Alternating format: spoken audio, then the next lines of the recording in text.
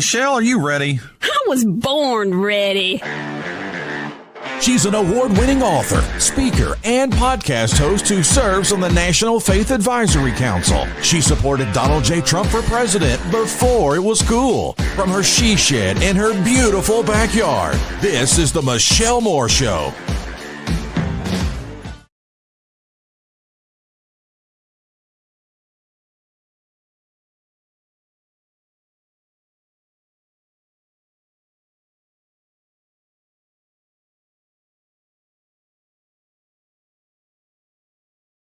Hey, let's play a little game. Let's imagine you're Joe Q. Normie, and you need to run out for some groceries. You hop in the car and head to the store. What store do you go to? Why, Walmart, of course. And being an unwitting victim of the sugar conspiracy, what do you buy when you're there? Coke, naturally. And you can get jabbed at Walmart these days, right? Well, then you might as well make sure to get your 6th Moderna booster while you're there. And don't forget to fill up with gas on your way home. Is this creeping you out? Then why don't you shut yourself in your house and never go out shopping again? That'll show them. After all, you can always order everything you need from Amazon, can't you? Are you noticing a pattern here? Yes, in case you haven't heard, BlackRock Inc. is now officially everywhere. It owns everything.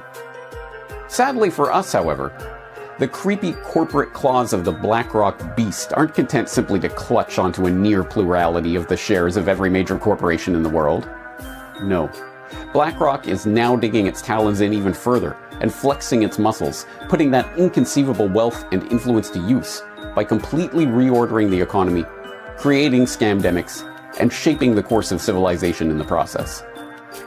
Let's face it, if you're not concerned about the power BlackRock wields over the world by this point, then you're not paying attention. But don't worry if all of this is news to you. Most people have no idea where this investment giant came from, how it clawed its way to the top of the Wall Street dogpile, or what it has planned for your future.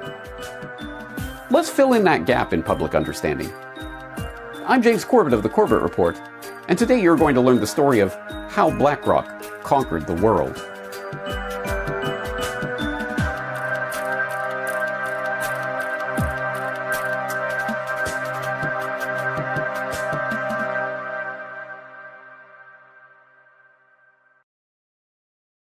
Hold on a second, I hear you interject. I've got this. BlackRock was founded as a mergers and acquisitions firm in 1985 by a couple of ex-Lehmanites, and has since gone on to become the world's largest alternative investment firm, right? Wrong. That's Blackstone Inc., currently headed by Stephen Schwarzman. But don't feel bad if you confuse the two. The Blackstone-BlackRock confusion was done on purpose. In fact, BlackRock began in 1988 as a business proposal by investment banker Larry Fink and a gaggle of business partners. The appropriately named Fink had managed to lose $100 million in a single quarter in 1986 as a manager at First Boston Investment Bank by betting the wrong way on interest rates. Humbled by this humiliating setback, or so the story goes, Fink turned lemons into lemonade by crafting a vision for an investment firm with an emphasis on risk management. Never again would Larry Fink be caught off guard by a market downturn.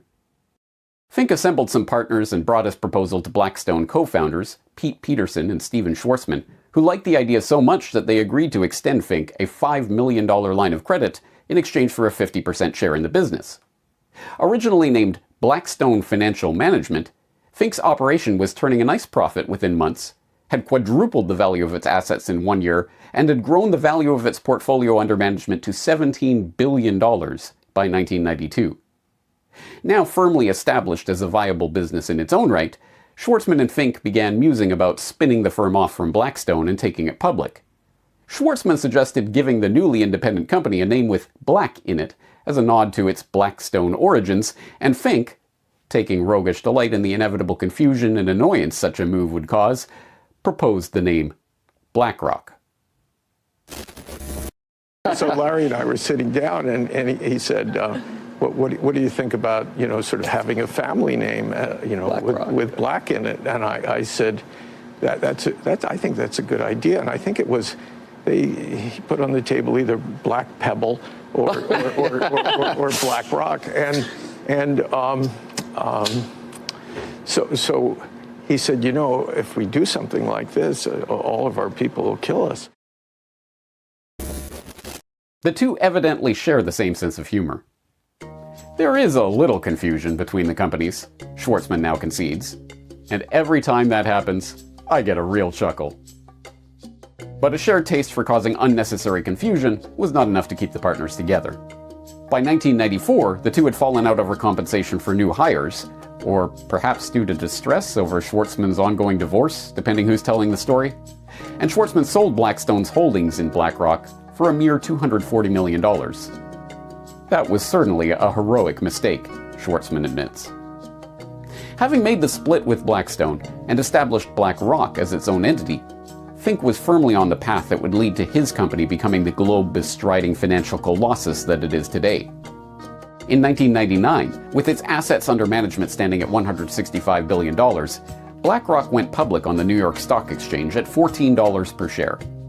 Expanding its services into analytics and risk management with its proprietary Aladdin Enterprise Investment System, more on which later, the firm acquired mutual fund company State Street Research and Management in 2004, merged with Merrill Lynch Investment Management, MLIM, in 2006, and bought Seattle-based Quellos Group's Fund of Hedge Funds business in 2007, bringing the total value of assets under BlackRock management to over $1 trillion.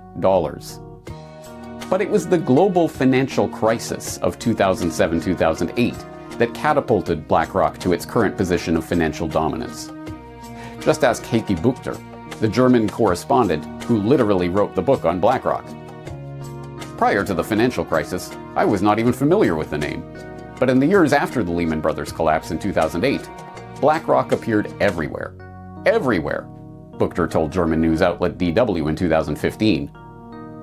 Even before the Bear Stearns fiasco materialized into the Lehman Brothers collapse and the full-on financial bloodbath of September 2008, Wall Street was collectively turning to BlackRock for help.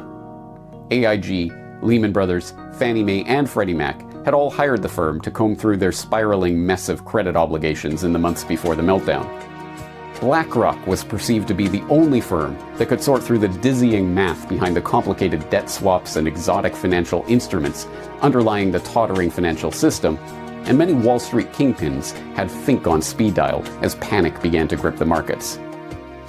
I think of it like Ghostbusters. When you have a problem, who are you going to call? BlackRock, UBS Managing Director Terence Keeley told CNN at the time.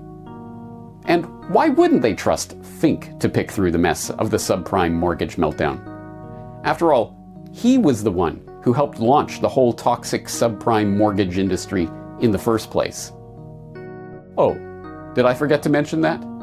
Remember the whole losing his job because he lost $100 million for First Boston in 1986 thing? That came just 3 years after Fink had made billions for the bank's customers by constructing his first collateralized mortgage obligation, CMO, and almost single-handedly created the subprime mortgage market that would fail so spectacularly in 2008. Started First Boston in 1976. I was the first Freddie Mac bond trader.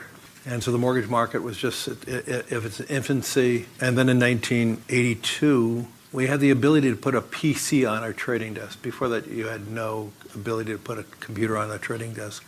And it was very clear to me that if we could have computing power on the trading desk, we were going to have the ability to dissect cash flows of mortgages. That led in 1983 to the first carving up a mortgage into different tranches, and so we created the first CMO. So depending how you look at it, Fink was either the perfect guy to have in charge of sorting out the mess that his CMO monstrosity had created, or the first Fink who should have gone to jail for it. Guess which way the US government chose to see it? Yeah, you guessed right. They saw Fink as their savior, of course. Specifically, the US government turned to BlackRock for help, with beleaguered US Treasury Secretary Timothy Geithner personally consulting Larry Fink no less than 49 times over the course of the 18-month crisis. Lest there be any doubt who was calling the shots in that relationship, when Geithner was on the ropes and his position as Secretary of the Treasury was in jeopardy at the end of Obama's first term, Fink's name was on the short list of those who were being considered to replace him. The Federal Reserve, too, put its faith in BlackRock, turning to the company for assistance in administering the 2008 bailouts. Ultimately, BlackRock ended up playing a role in the $30 billion financing of the sale of Bear Stearns to JP Morgan, the $180 billion bailout of AIG, and the $45 billion rescue of Citigroup. When the dust finally settled on Wall Street after the Lehman Brothers collapse, there was little doubt who was sitting on top of the dust pile: BlackRock. The only question was how they would parlay their growing wealth and financial clout into real-world political power. For Fink, the answer was obvious: move from the petty crime of high finance into the criminal big leagues of government. Accordingly, throughout the last decade, he has spent his time building up BlackRock's political influence until it has become, as even Bloomberg admits, the de facto fourth branch of government. When BlackRock executives managed to get their hands on a confidential Federal Reserve PowerPoint presentation threatening to subject BlackRock to the same regulatory regime as the big banks, the Wall Street behemoth spent millions successfully lobbying the government to drop the proposal. But lobbying the government is a roundabout way to get what you want. As any good financial guru will tell you, it's far more cost-efficient to make sure that no troublesome regulations are imposed in the first place.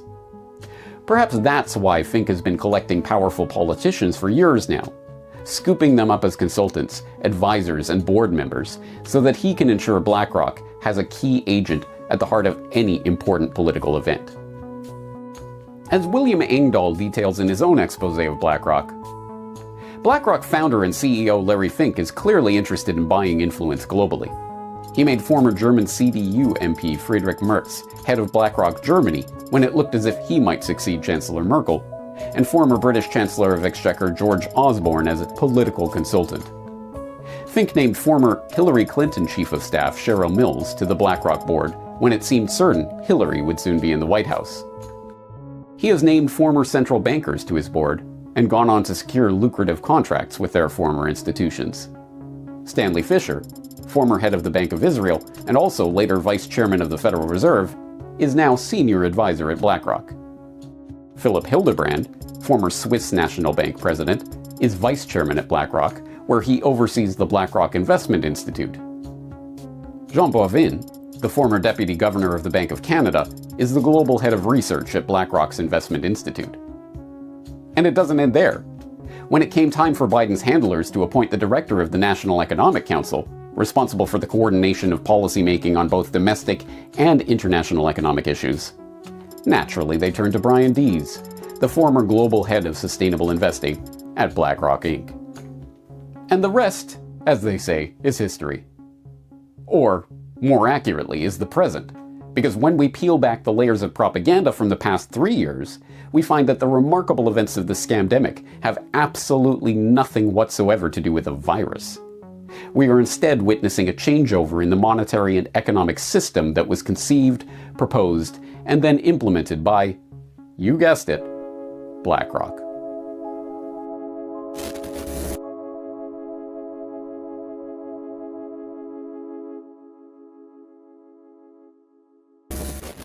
Historians of the future will no doubt note 2019 as the year that BlackRock began its takeover of the planet in earnest.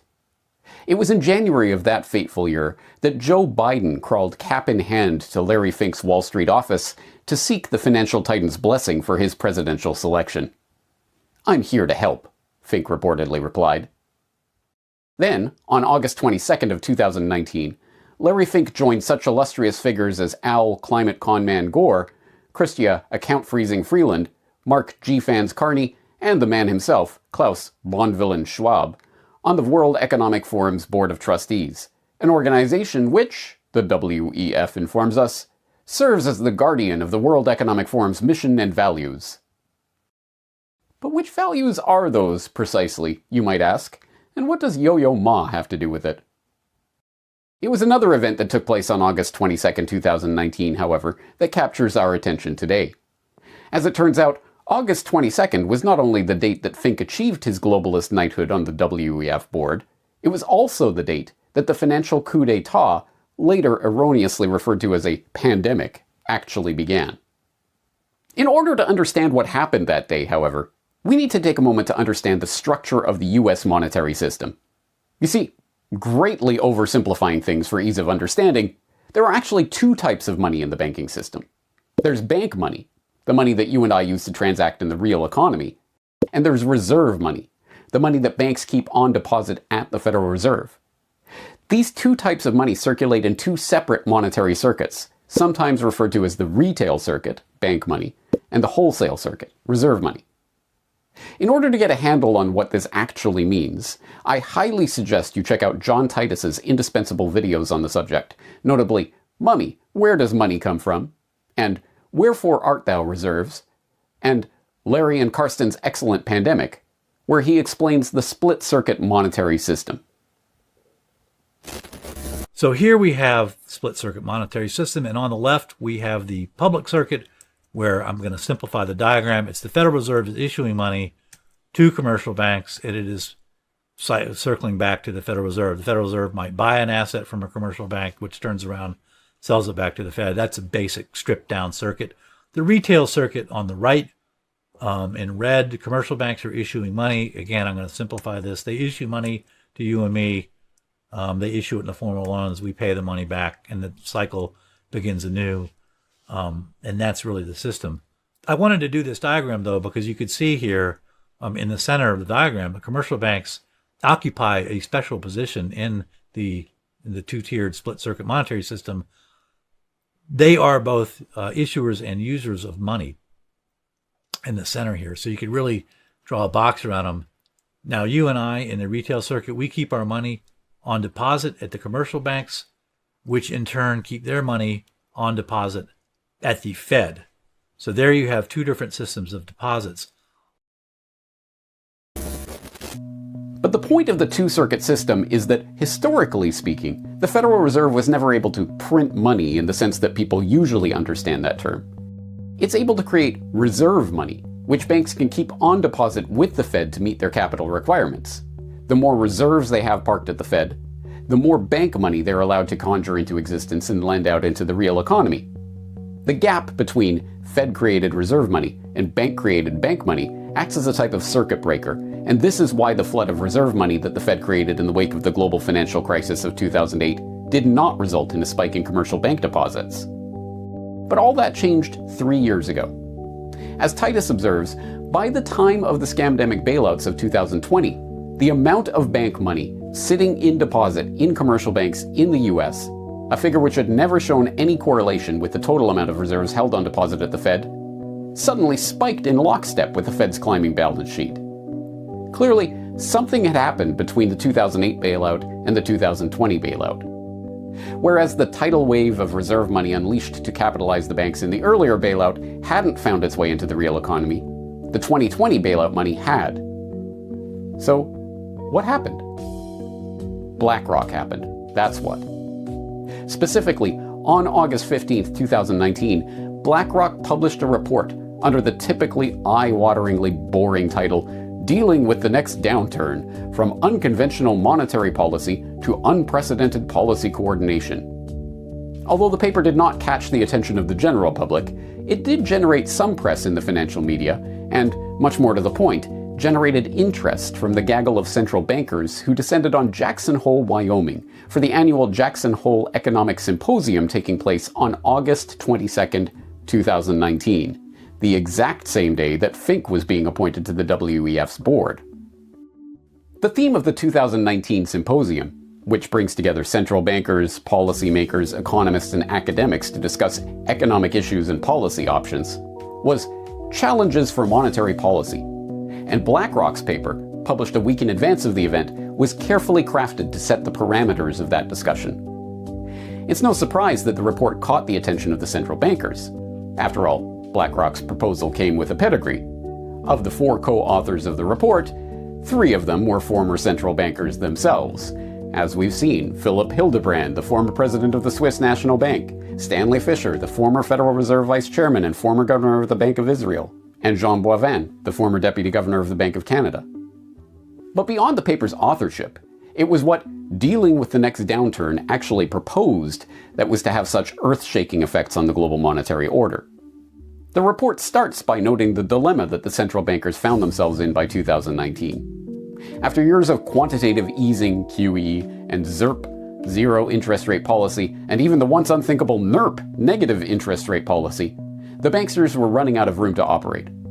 As BlackRock notes, the current policy space for global central banks is limited and will not be enough to respond to a significant, let alone a dramatic, downturn. Conventional and unconventional monetary policy works primarily through the stimulative impact of lower short-term and long-term interest rates.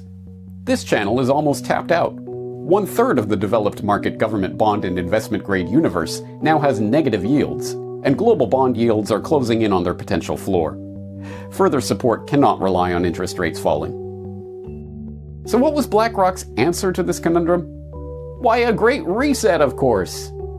No, not Klaus Schwab's Great Reset. A different type of Great Reset, the going direct reset. An unprecedented response is needed when monetary policy is exhausted and fiscal policy alone is not enough. That response will likely involve going direct. Going direct means the central bank finding ways to get central bank money directly in the hands of public and private sector spenders. Going direct, which can be organized in a variety of different ways, works by 1. bypassing the interest rate channel when this traditional central bank toolkit is exhausted, and 2. enforcing policy coordination so that the fiscal expansion does not lead to an offsetting increase in interest rates. The authors of BlackRock's proposal go on to stress that they're not talking about simply dumping money into people's bank accounts willy-nilly. As report co-author Philip Hildebrand made sure to stress in his appearance on Bloomberg on the day of the paper's release, this was not Bernanke's helicopter money idea. So what we're proposing is the next step has to be something else than just more of the same, something that goes into the direction of essentially what we call going direct, which would be ways of putting money into pockets of consumers or corporates directly in order to spend. So to go around the interest rate channel as opposed to traditional central banking where you really only or always work through the interest rate channel. So kind of like helicopter money, does it have to be coordinated? I think what it means, helicopter money is a sort of catchphrase from a famous paper that Ben Bernanke gave in the early 2000s, but the point is, yes, you have to go in a different way than working through the interest rate channel because interest rates are already so low. Nor was it, as report co-author Jean Boivin was keen to stress in his January 2020 appearance on BlackRock's own podcast discussing the idea, a version of modern monetary theory, MMT, with the government simply printing up bank money to spend directly into the economy. No, this was to be a process where special purpose facilities, which they called Standing Emergency Fiscal Facilities, SEFFs, would be created to inject bank money directly into the commercial accounts of various public or private sector entities. These SEFFs would be overseen by the central bankers themselves, thus crossing the streams of the two monetary circuits in a way that had never been done before. Any additional measures to stimulate economic growth will have to go beyond the interest rate channel and go direct, with the central bank crediting private or public sector accounts directly with money. One way or another, this will mean subsidizing spending, and such a measure would be fiscal rather than monetary by design. This can be done directly through fiscal policy, or by expanding the monetary policy toolkit with an instrument that will be fiscal in nature, such as credit easing by way of buying equities. This implies that an effective stimulus would require coordination between monetary and fiscal policy, be it implicitly or explicitly. Alright, let's recap. On August 15th, 2019, BlackRock came out with a proposal calling for central banks to adopt a completely unprecedented procedure for injecting money directly into the economy in the event of the next downturn. Then, on August 22nd, 2019, the central bankers of the world convened in Wyoming for their annual shindig to discuss these very ideas. So, did the central bankers listen to BlackRock? You bet they did. Remember when we saw how commercial bank deposits began moving in sync with the Fed's balance sheet for the first time ever? Well, let's take another look at that, shall we? It wasn't the March 2020 bailouts where the correlation between the Fed balance sheet and commercial bank deposits, the telltale sign of a BlackRock-style going direct bailout, began. It was actually in September 2019, months before the scamdemic was a gleam in Bill Gates' eye, when we started to see Federal Reserve monetary creation finding its way directly into the retail monetary circuit. In other words, it was less than 1 month after BlackRock proposed this revolutionary new type of fiscal intervention that the central banks began implementing that very idea. The going direct reset, better understood as a financial coup d'etat, had begun. To be sure, this going direct intervention was later offset by the Fed's next scam for forcing more government debt on depositors, but that's another story. The point is that the seal had been broken on the going direct bottle, and it wasn't long before the central bankers had a perfect excuse for forcing that entire bottle down the public's throat. What we were told was a pandemic was in fact, on the financial level, just an excuse for an absolutely unprecedented pumping of trillions of dollars from the Fed directly into the economy. The story of precisely how the going direct reset was implemented during the 2020 bailouts is a fascinating one, and I would encourage you to dive down that rabbit hole if you're interested. But for today's purposes, it's sufficient to understand what the central bankers got out of the going direct reset. The ability to take over fiscal policy and to begin engineering the economy of Main Street in a more, well, direct way. But what did BlackRock get out of this, you ask? Well, when it came time to decide who to call in to manage the scamdemic bailout scheme, guess who the Fed turned to? If you guessed BlackRock, then sadly, you're exactly right. Yes, in March 2020, the Federal Reserve hired BlackRock to manage 3 separate bailout programs: its commercial mortgage-backed securities program, its purchases of newly issued corporate bonds, and its purchases of existing investment-grade bonds and credit ETFs. To be sure, this bailout bonanza wasn't just another excuse for BlackRock to gain access to the government purse and distribute funds to businesses in its own portfolio, though it certainly was that. And it wasn't just another emergency where the chairman of the Federal Reserve had to put Larry Fink on speed dial, not simply to shower BlackRock with no-bid contracts, but to manage his own portfolio, although it certainly was that too. It was also a convenient excuse for BlackRock to bail out one of its own most valuable assets, iShares, the collection of exchange-traded funds, ETFs, that it acquired from Barclays for $13.5 billion in 2009, and that had ballooned to a $1.9 trillion juggernaut by 2020. As Pam and Russ Martins, who've been on the BlackRock beat at their Wall Street on Parade blog for years now, detailed in their article on the subject, BlackRock is bailing out its ETFs with Fed money and taxpayers eating losses. BlackRock is being allowed by the Fed to buy its own corporate bond ETFs as part of the Fed program to prop up the corporate bond market. According to a report in Institutional Investor on Monday, BlackRock, on behalf of the Fed, bought $1.58 billion in investment-grade and high-yield ETFs from May 12th to May 19th, with BlackRock's iShares funds representing 48% of the $1.307 billion market value at the end of that period, ETFGI said in a May 30th report. No-bid contracts and buying up your own products? What could possibly be wrong with that? The numbers speak for themselves. After BlackRock was allowed to bail out its own ETF funds with the Fed's newly minted going direct funny money, iShares surged yet again, surpassing $3 trillion in assets under management last year.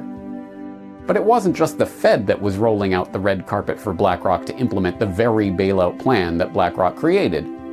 Banksters from around the world were positively falling over themselves to get BlackRock to manage their market interventions. In April 2020, the Bank of Canada announced that it was hiring, who else?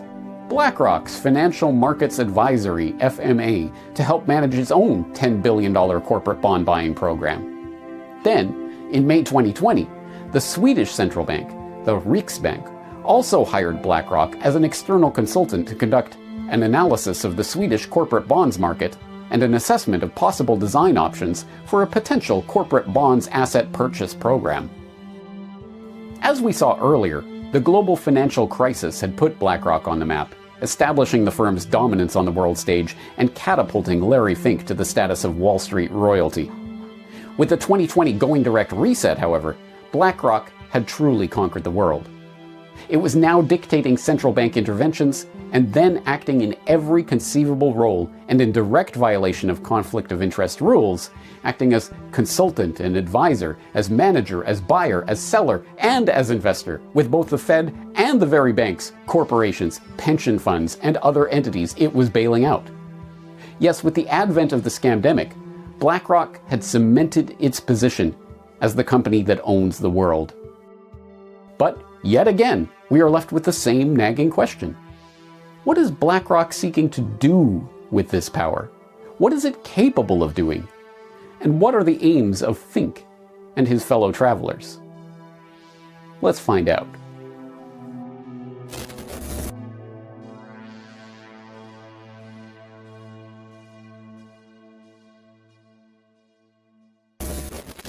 As you now know, BlackRock started out life as Blackstone Financial Management in the offices of the Blackstone Group in 1988.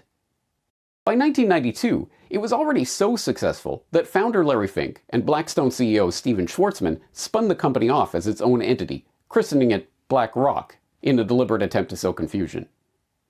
But it was in 1993, or so the story goes, that arguably the most important of BlackRock's market-controlling tools was forged.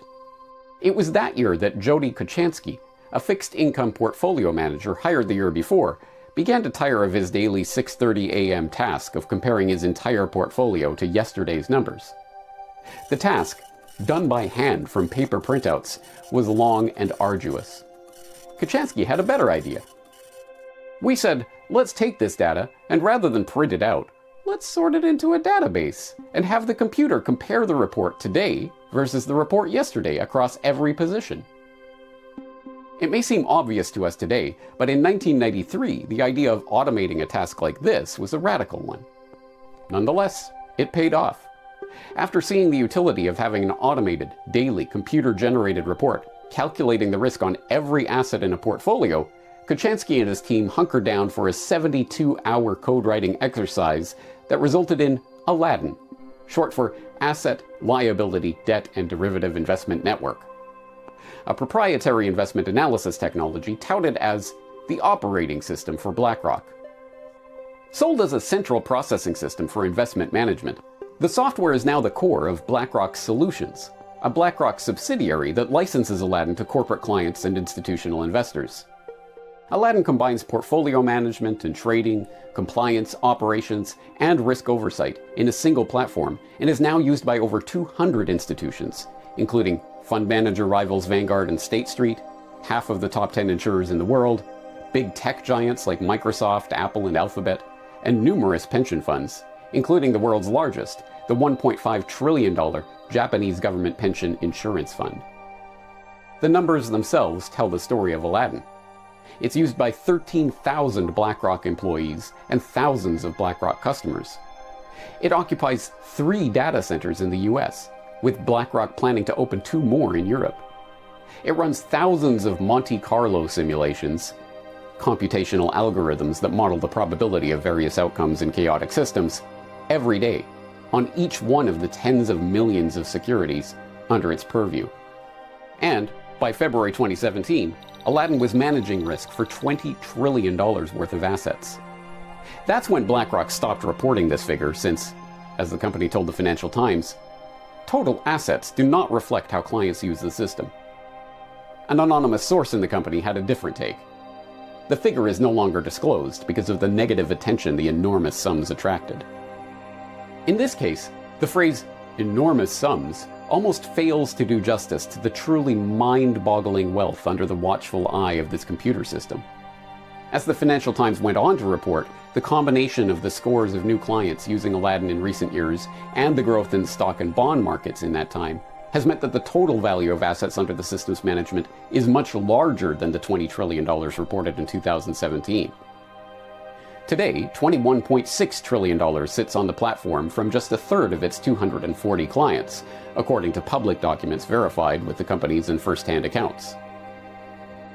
For context, that figure, representing the assets of just 1/3 of BlackRock's clientele, itself accounts for 10% of the value of all the stocks and bonds in the world. But if the idea of this amount of the world's assets being under the management of a single company's proprietary computer software concerns you, BlackRock has a message for you. Relax.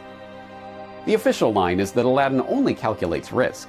It doesn't tell asset managers what to buy or sell. Thus, even if there were a stray line of code or a wonky algorithm somewhere deep inside Aladdin's programming getting its investment analysis catastrophically wrong, the final decision on any given instrument would still come down to human judgment. Needless to say, that's a lie. In 2017, BlackRock unveiled a project to replace underperforming human stock pickers with computer algorithms. Dubbed Monarch, the scheme saw billions of dollars of assets snatched from human control and given to an obscure arm of the BlackRock empire called Systematic Active Equities, SAE. BlackRock acquired SAE in the same 2009 deal that saw it snag iShares from Barclays Global Investor, BGI. As we've already seen, the BGI deal was unbelievably lucrative for BlackRock, with iShares being purchased for $13.5 billion in 2009 and rising to a $1.9 trillion valuation in 2020. Testifying to BlackRock's commitment to the machine over man Monarch project, Mark Wiseman, global head of active equities at BlackRock, told the Financial Times in 2018, "I firmly believe that if we look back in 5 to 10 years from now, the thing that we most benefited from in the BGI acquisition is actually SAE." Even the New York Times was reporting at the time of the launch of the Monarch operation that Larry Fink had, quote, cast his lot with the machines, and that BlackRock had, quote, laid out an ambitious plan to consolidate a large number of actively managed mutual funds with peers that rely more on algorithms and models to pick stocks. The democratization of information has made it much harder for active management, Fink told the New York Times. "We have to change the ecosystem. That means relying more on big data, artificial intelligence, factors, and models within quant and traditional investment strategies." Lest there be any doubt about BlackRock's commitment to this anti-human agenda, the company doubled down in 2018 with the creation of AI Labs, which is, quote, composed of researchers, data scientists, and engineers, and works to, quote, develop methods to solve their hardest technical problems and advance the fields of finance and AI. The actual models that SAE uses to pick stocks is hidden behind walls of corporate secrecy, but we do know some details. We know, for instance, that SAE collects over 1,000 market signals on each stock under evaluation, including everything from the obvious statistics you would expect in any quantitative analysis of the equities markets, trading price, volume, price-to-earnings ratio, etc., to the more exotic forms of data harvesting that are possible when complex learning algorithms are connected to the mind-boggling amounts of data now available on seemingly everyone and everything. A Harvard MBA student cataloged some of these novel approaches to stock valuation undertaken by the SAE algorithms in a 2018 post on the subject. One of the ways BlackRock is including machine learning in its investment process is by signal combination, in which a model mines data, attempting to learn the relationship between stock returns and various quantitative data. For example, it would analyze web traffic through corporate websites as an indicator of future growth of the company, or would look at the geolocation data from smartphones to predict which retailers are more popular.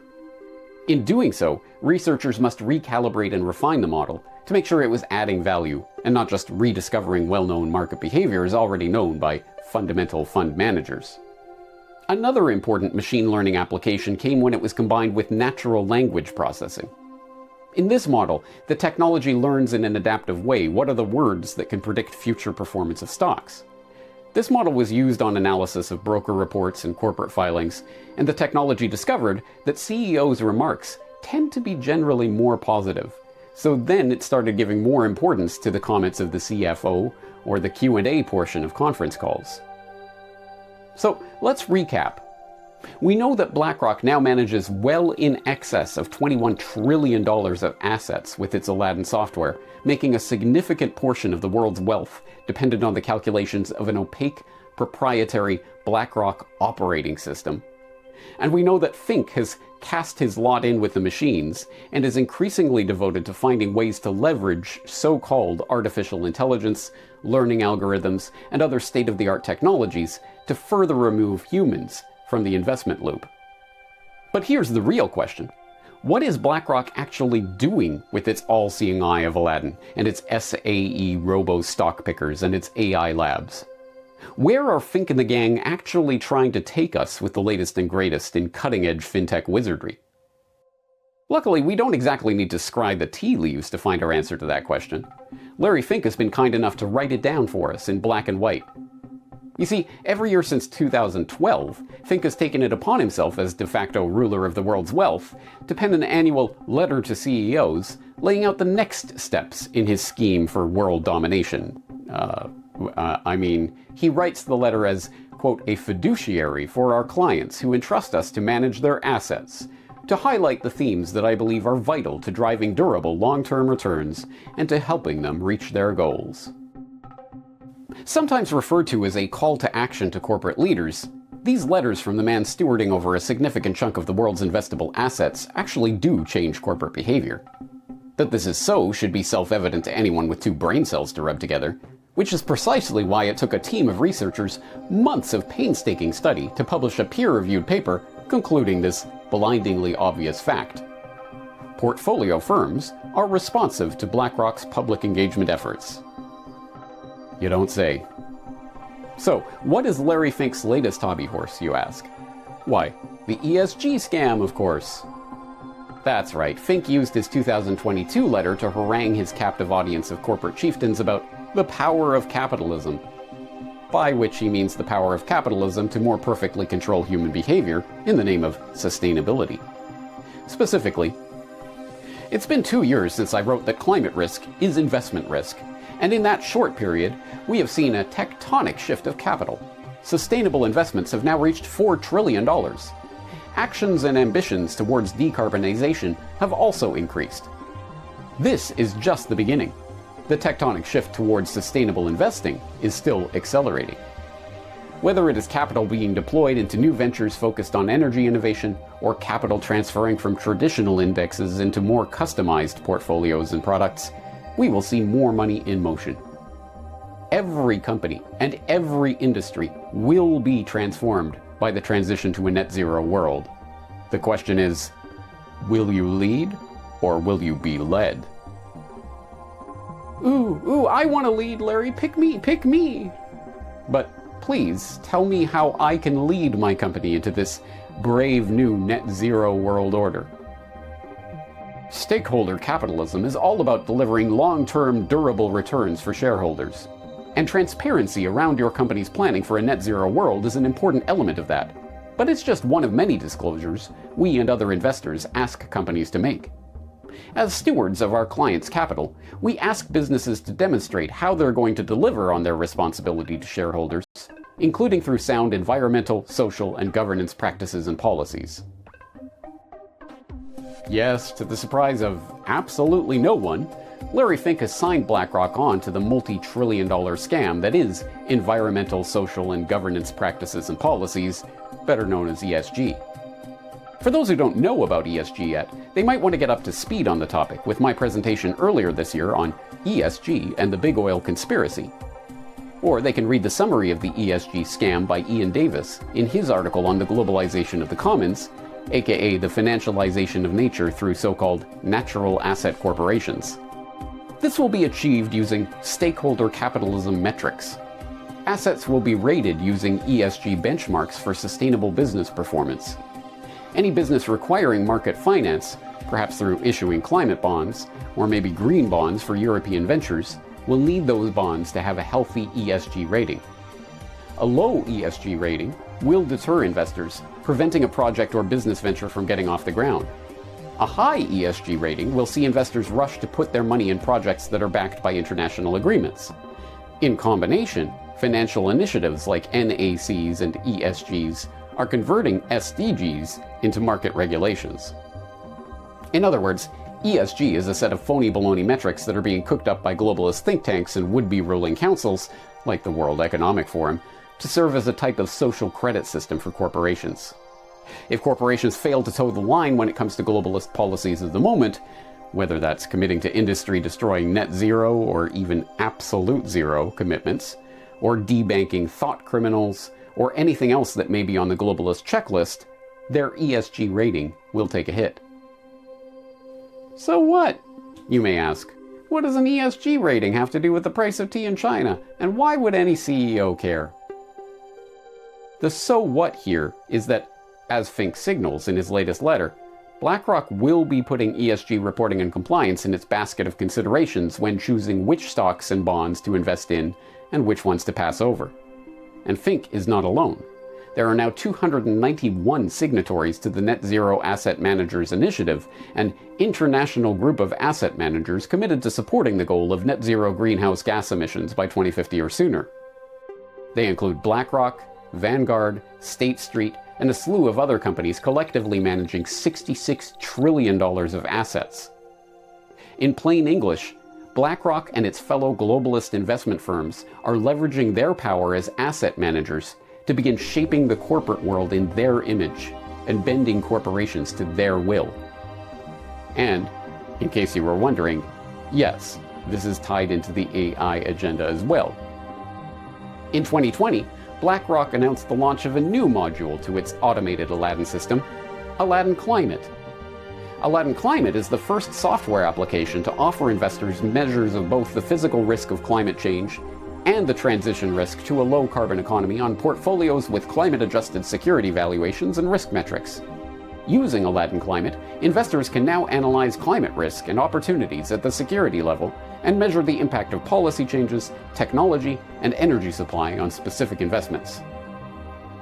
To get a sense of what a world directed by digital overlords at the behest of the ESG agenda might look like, we simply need to turn to the ongoing conflict in Ukraine. As Fink wrote in his letter to shareholders earlier this year, finally, a less discussed aspect of the war is its potential impact on accelerating digital currencies. The war will prompt countries to reevaluate their currency dependencies.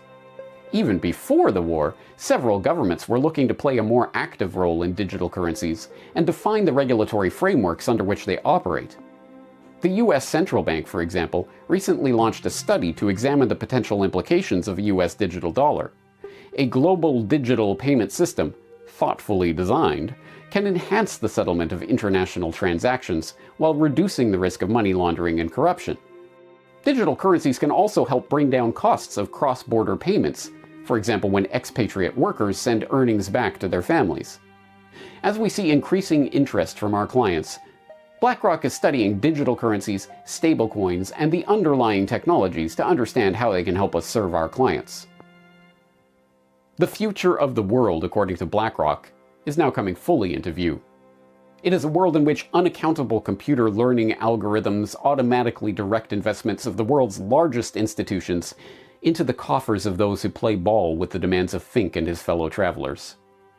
It's a world in which transactions will be increasingly digital, with every transaction being data mined for the financial benefits of the algorithmic overlords at BlackRock.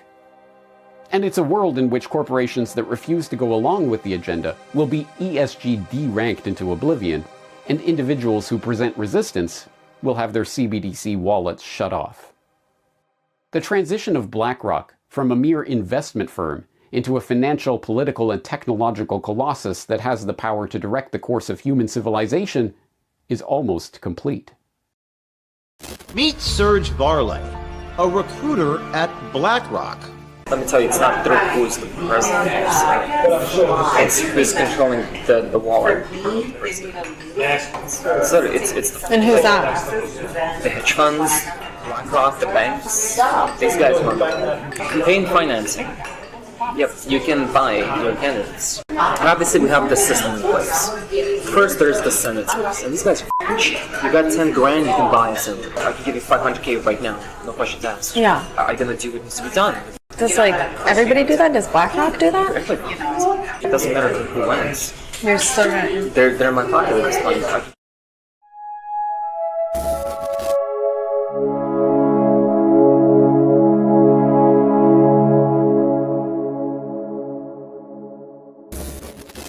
As bleak as the exploration of this world-conquering juggernaut is, there is a ray of hope on the horizon.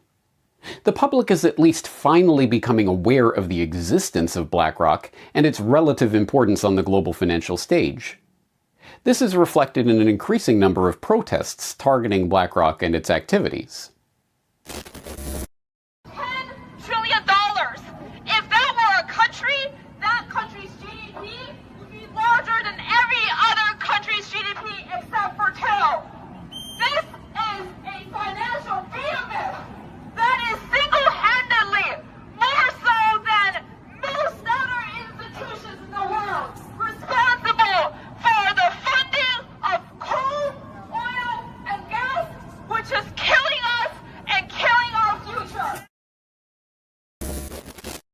Keen-eyed observers may note, however, that these protests are not against the BlackRock agenda that I've been laying out here. On the contrary, they are for that agenda. These protesters' main gripe seems to be that Fink and BlackRock are engaged in greenwashing, and that the megacorporation is actually more interested in its bottom line than in saving Mother Earth. Well, duh. Even BlackRock's former chief investment officer for sustainable investing wrote, after leaving the firm, an extensive 4-part whistleblowing exposé documenting how the sustainable investing push being touted by Fink is a scam from top to bottom. My only gripe with this limited hangout critique of BlackRock is that it implies that Fink and his cohorts are merely interested in accumulating dollars. They're not. They're interested in turning their financial wealth into real-world power. Power they will wield in service of their own agenda, and will cloak with a phony green mantle because they believe, and not without reason, that that's what the public wants. Slightly closer to the point, you get non-profit groups like Consumers Research slamming BlackRock for impoverishing the real economy for the benefit of itself and its clients. You'd think a company that has made it their mission to enforce ESG standards on American businesses would apply those same standards to foreign investments. But BlackRock isn't pushing its woke agenda on China or Russia, Consumers Research Executive Director Will Hild explained last year after the launch of an ad campaign targeting the investment giant. But that critique too seems to miss the underlying point. Is Hild trying to say that if only Fink applied his economy-destroying standards equally across the board, then he'd be beyond reproach? More hopefully, there are signs that the political class, always willing to jump out in front of a parade and pretend they're leading it, are picking up on the growing public discontent with BlackRock and are beginning to cut ties with the firm.